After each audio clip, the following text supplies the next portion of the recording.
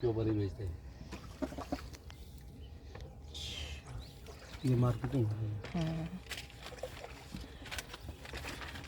ये गांव वाले प्यार मोहब्बत से बनाते हैं, थोड़ा अलग चीज़ जैसा कश्मीरी बिजू। और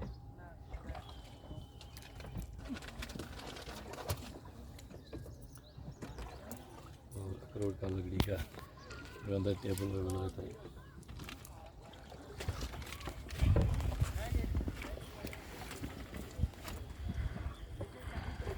लद्दाख के फेरोज़ा टॉयज, ये कौन सा स्टोन है?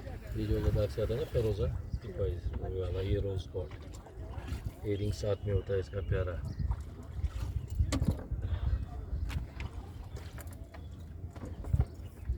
दूसरा moon stone,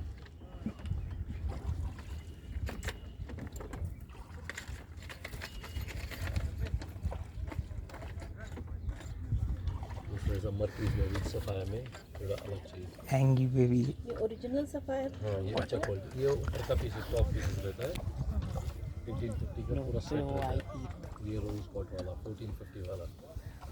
Tibia food eat